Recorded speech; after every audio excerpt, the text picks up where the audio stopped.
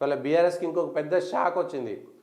ఇవాళ బీఆర్ఎస్కు సంబంధించిన దాంట్లో జలగం వెంకట్రావు కొత్తగూడెం నుంచి గెలిచినటువంటి ఏకైక ఎమ్మెల్యేల టీఆర్ఎస్లో 2014లో గెలిచినటువంటి వ్యక్తి బీజేపీలోకి వచ్చిండు. సీతారాం నాయక్ మీ దగ్గర ఎక్స్ ఎంపీగా ఉన్నాడు, నగేష్ ఎక్స్ ఎంపీగా ఉన్నాడు, సైదిరెడ్డికి సంబంధించినటువంటి వ్యక్తి హుజూరాబాద్లో గెలిచినటువంటి వ్యక్తి ఇవాళ మీ దగ్గరికి వెళ్ళి బీజేపీ పార్టీలోకి వెళ్ళిపోయిండ్రు. ఆ విషయాలను గమనించాలి కదా ఎంతమంది పోతున్నారనేటువంటి అంశము.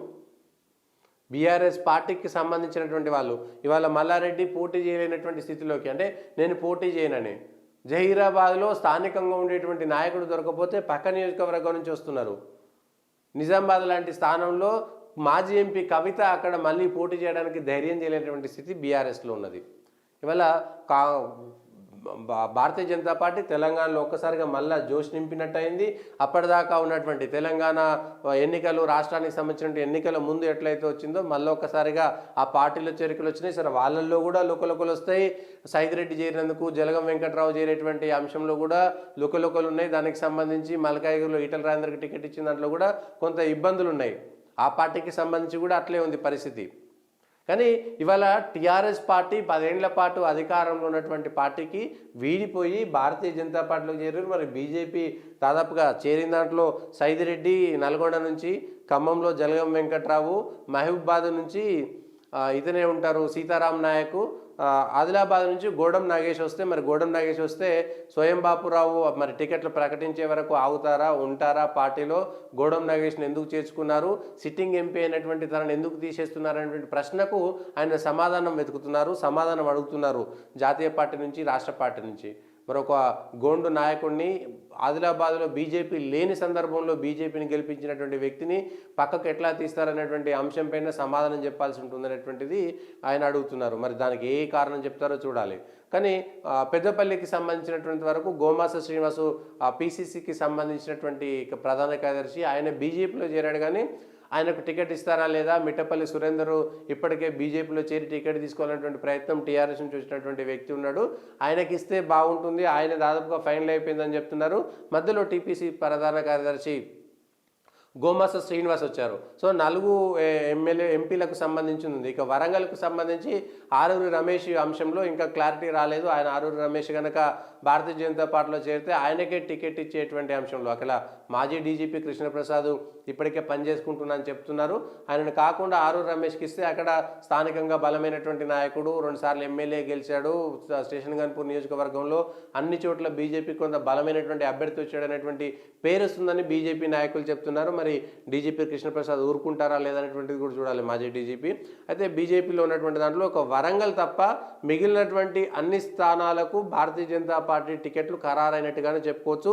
ఇవాళ భారతీయ జనతా పార్టీకి సంబంధించి నిన్న జరగాల్సినటువంటి ఎన్నికల కమిటీ ఈరోజు భేటీ అవుతున్నది. ఈరోజు 9 స్థానాలకు ఇప్పటికే తెలంగాణలో బీజేపీ అభ్యర్థులను ప్రకటించింది.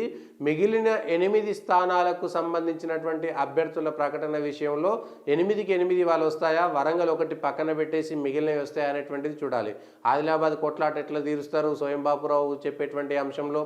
అదేవిధంగా మహబూబ్ నగర్ సంబంధించి డీకే అరుణకు టికెట్ మొదటి లిస్టులోనే రాకపోవడంపై ఆమె తీవ్రమైనటువంటి నిరాశలో ఉన్నది. అసలు ఏంటి భారతీయ జనతా పార్టీలో జాతీయ ఉపాధ్యక్షురాలుగా ఉండి ఆమె టికెట్ తెచ్చుకున్నటువంటి స్థితిలో ఉన్నటువంటి ఒక చర్చ వాళ్ళ అనుచరులలో మొదలైంది. ఆమెతో పాటు ఇటు మెదక్కు సంబంధించినటువంటి అంశంలో రఘునందన్ రావుకు టికెట్ ఇవ్వకుండా ఆపడం కోసం చివరి వరకు కూడా ప్రయత్నం సాగుతున్నది అనేటువంటిది ఒక చర్చ. మెదక్లో రఘునందన్ రావు కంటే గట్టిగా ఉండేటువంటి వ్యక్తి కోసం వెతుకుతున్నారు. చేవెళ్ళ సిట్టింగ్ ఎంపీ రంజిత్ రెడ్డిని అక్కడికి తీసుకొచ్చేటువంటి ప్రయత్నం చేస్తున్నారంటే ఒక చర్చలు కూడా పుకార్లు కూడా పుడుతున్నాయి. మరి ఏం చేస్తారు ఎట్లా అనేది తెలియదు. కానీ దాదాపుగా ఇవాళ వచ్చినటువంటి బీజేపీలో చేరినటువంటి 5 నాయకుల్లో 4కి టికెట్లు దాదాపుగా కన్ఫర్మ్ అయినట్టే చెప్పుకోవచ్చు. ఒక వరంగల్ పెండింగ్ ఉండేటువంటి అవకాశం ఉన్నది.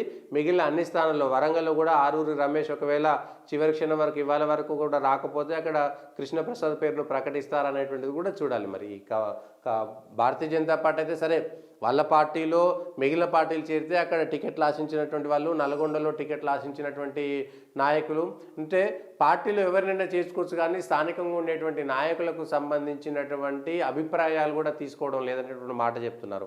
ఇప్పటికే మేడ్చల్ మల్కాజ్గిరి జిల్లాకు సంబంధించినటువంటి జిల్లా అధ్యక్షుడు హరీష్ రెడ్డి ఆ పార్టీకి రాజీనామా చేశారు. ప్రాథమిక సభ్యత్వం అంటే నేను ఇక పూర్తి స్థాయి రాజకీయాల్లో ఉండట్లేను, నేను గోసేవ చేసుకుంటాను అనేటువంటి ఒక ప్రకటన చేశారు. ఇక రాజకీయాల్లో నేను యాక్టివ్ రాజకీయాల్లో ఉండను, నేను గోసేవ చేసుకుంటాను అనేటువంటి ప్రకటన చేసి భారతీయ జనతా పార్టీకి ప్రాథమిక సభ్యత్వానికి కూడా మల్కాజ్గిరి జిల్లా అధ్యక్షుడు, మేడ్చల్ జిల్లా అధ్యక్షుడు హరీష్ రెడ్డి రాజీనామా చేశారు.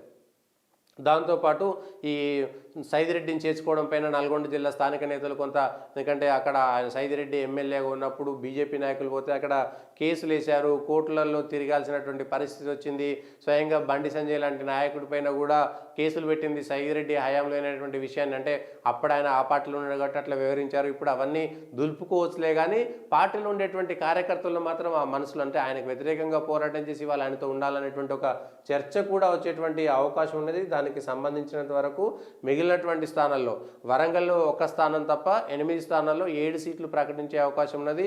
7లలో 4 కొత్తగా వచ్చినటువంటి అభ్యర్థులే, ఇంకొక దాంట్లో ఎవరు ఉంటారనేటువంటిది చూడాలి. ఇది భారతీయ జనతా పార్టీకి సంబంధించినంత వరకు భారతీయ జనతా పార్టీలో ఏం జరిగింది అనేటువంటిది ఇప్పటి వరకు వాళ్ళు చెప్తున్న అంశం.